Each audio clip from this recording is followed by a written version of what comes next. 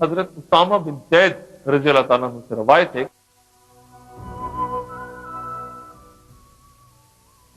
رسول اللہ صلی اللہ علیہ وآلہ وسلم مدینہ کے ایک بلند مکان پر چڑھے اور صحابہ کو مخاطب کر کے فرمایا کہ کیا تم اس چیز کو دیکھتے ہو جسے میں دیکھ رہا ہوں؟ صحابہ نے عرض کیا یا رسول اللہ نہیں۔ آپ نے فرمایا میں ان فتنوں کو دیکھ رہا ہوں جو تمہارے گھر پر اس طرح برس رہے ہیں جس طرح بارش برستی ہے۔ اس حدیث میں رسول اللہ نے تمہارے گھروں پر کے الفاظ کے ساتھ فتنوں کی بارش کا ذکر فرمایا۔ دور حاضر کے علماء ٹی وی، وی سی آر اور ڈش کے رستے گھروں میں غیر محسوس انداز میں شیطانی عقائد و افکار کے الغار کو ان فتنوں سے تعبیر کرتے ہیں جن کی طرف اشارہ فرمایا گیا ہے۔ علامات قیامت کے سلسلے میں ایک اور حدیث سے متفقہ علیہ یہ ہے، یعنی اس سے صحیح بخاری اور صحیح مسلم دونوں نے روایت کیا ہے، جبکہ اسی سلسلے میں انجیل کی کتاب دانیال میں بھی ایک پیشگوئی موجود ہے۔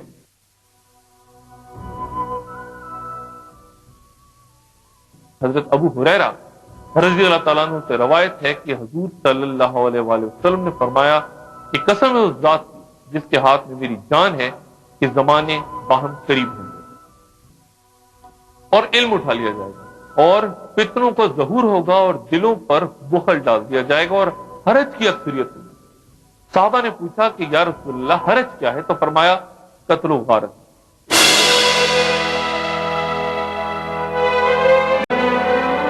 پچھلے 1400 برس کی تاریخ کا جائزہ لیں اور ان میں رونما ہونے والی جنگوں کو دیکھیں تو پتہ چلتا ہے کہ پہلے یہ علاقائی ہوا کرتی تھی، لیکن پچھلی ہی صدی میں ہم نے وہ جنگیں شروع ہوتے دیکھیں جنہوں نے پوری انسانیت کے سیاسی، سماجی اور معاشی نظام کو تہس نہس کر دیا۔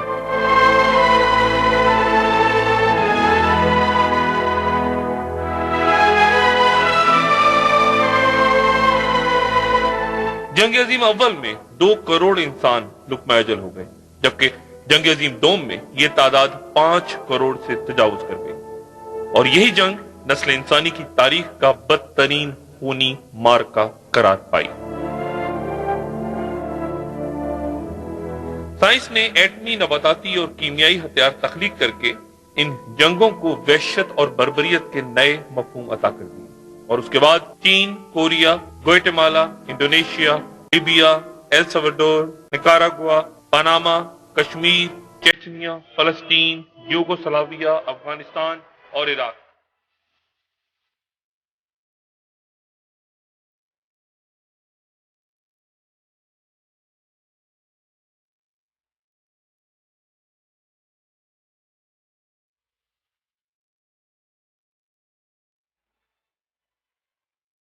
پچھلی 1 صدی کا افریط کروڑوں بے گناہوں کی شہرت کا خون پیتا۔ ایک حدیث میں حضور صلی اللہ علیہ وآلہ وسلم نے بیان فرمایا تھا کہ عظیم الشان شہر اس طرح نیست و نابود ہو جائیں گے جیسے ان کا کبھی وجود ہی نہ تھا۔ پچھلی 1 صدی میں ایٹمی ہتھیاروں کے استعمال سے جاپان کے 2 بڑے شہروں ہیروشیما اور ناگاساکی کی مکمل تباہی ہمیں اس پیشگوئی کی صداقت بتاتی ہے۔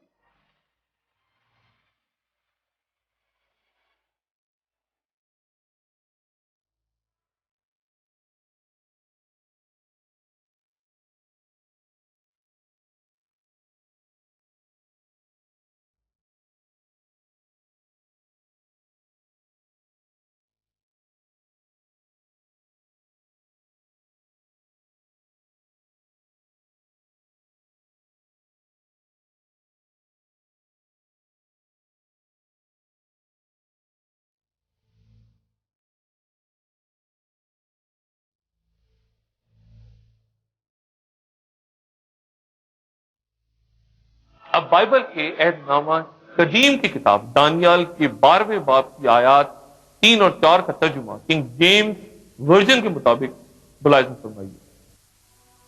دانشمند رہنما آسمان کی تمام روشنی کے ساتھ منور ہوں گے، اور جنہوں نے بہت سے لوگوں کو حق کا رستہ دکھایا ہوگا وہ آسمان کے ستاروں کی مانند چمکیں گے۔ اس نے یعنی فرشتے نے مجھ سے کہا کہ اے دانیال، اب تم اپنی باتیں بند کر دو اور کتاب کو قیامت تک کے لیے سر بمہر کر دو۔ بہت سے لوگ ادھر ادھر دوڑیں گے اور علم کی کثرت ہوگی۔ یہاں یہ بھی عرض کرتا چلوں کہ بائبل کے گڈ نیوز ورژن میں علم کی کثرت ہوگی کے الفاظ کے بجائے یہ عبارت دی گئی ہے۔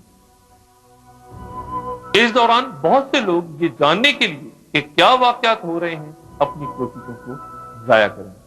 بظاہر یہاں حضرت ابو ہریرہ رضی اللہ تعالیٰ عنہ سے روایت کی گئی حدیث کے علم اٹھا لیا جائے گا اور بائبل کی روایت کے علم کی کثرت ہوگی، دونوں میں اختلاف نظر آتا ہے، لیکن میری نظر میں یہ اختلاف نہیں ہے۔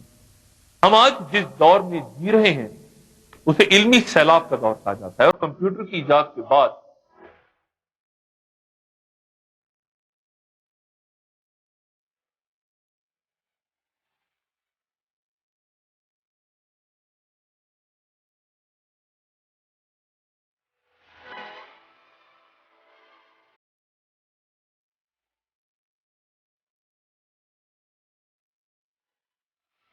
معلومات کا، جی ہاں میں نے علم کا لفظ استعمال نہیں کیا، معلومات کہا۔ معلومات کا وہ سیلاب آیا ہے جس کے آگے انسان بے بس سا نظر آتا ہے۔ کچھ عرصے پہلے لندن میں ایک سیمینار ہوا تھا جس کا عنوان تھا انفارمیشن اوور لوڈ۔ اس میں مختلف علمی شعبوں کے ماہرین نے اپنے مقالے پڑھے۔ اس سیمینار میں یہ بات سامنے آئی کہ دنیا میں اب تک جتنے سائنسدان کسی بھی زمانے میں پیدا ہوئے ان کی مجموعی تعداد سے زیادہ سائنسدان آج زندہ ہیں، اور وہ سائنسی معلومات میں 2000 صفحات فی منٹ اضافہ کر رہے ہیں۔ آج کل تقریباً 30 کروڑ صفحات کے برابر تحریری مواد ہر روز انٹرنیٹ پر جاری ہو رہا ہے، اور امریکن میڈیکل ایسوسی ایشن کے ایک سابق صدر ڈاکٹر میکوم ٹاڈ کے مطابق طبی دنیا کی تمام معلومات کا تقریباً نصف حصہ ہر 10 سال بعد آؤٹ ڈیٹڈ ہو جاتا ہے۔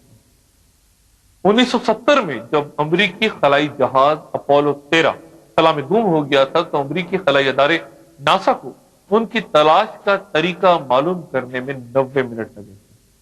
اگر کوئی سائنسدان قلم اور کاغذ لے کر ان معلومات اور حساب کتاب کو اپنے ہاتھ سے سر انجام دے رہا ہوتا تو خود ناسا کے ایک تجزیہ نگار کے مطابق اسے اس کام کے لیے 10 لاکھ سال درکار ہوتا۔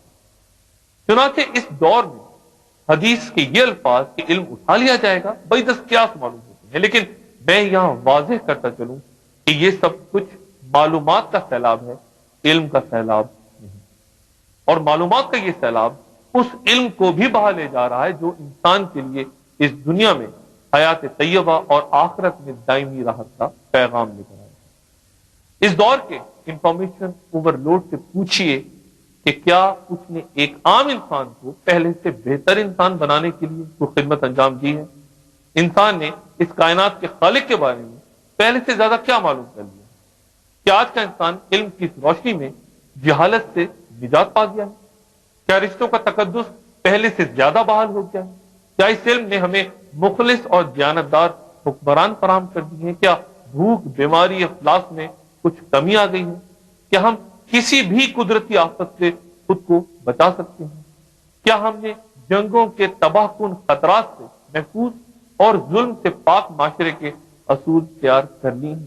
کیا سائنس دانوں کے 2000 صفحات فی منٹ پر مبنی معلومات کے اس خزانے نے انسان کے دکھوں کا مداوع کر دیا ہے؟ چنانچہ حدیث مبارکہ میں جس علم کے اٹھ جانے کی خبر دی گئی ہے یہ وہ حقیقی علم ہے جو قرآن و سنت کے علم کے سوا کوئی دوسرا علم نہیں۔ یعنی مجھے یہ تو خبر ہو جائے کہ دنیا میں آج کل درختوں کی تعداد کیا ہے، سمندر میں کتنی مخلوقات تیرتی ہیں، جنگلوں میں کتنے شیر اور چیتے رہ گئے ہیں، اور آسمان پر چمکتے ستارے کتنے ہیں، اور یہ خبر نہ ہو کہ میرا خالق کون ہے، ایک ہے یا اس سے زیادہ، اور اس نے مجھے اس دنیا میں کیوں بھیجا ہے، تو میری یہ تمام معلومات میرے لیے وبال جان ہے۔ پھر جو حدیث میں نے پہلے بیان کی اس میں حضور صلی اللہ علیہ وآلہ وسلم نے علم کے اٹھائے جانے کے بعد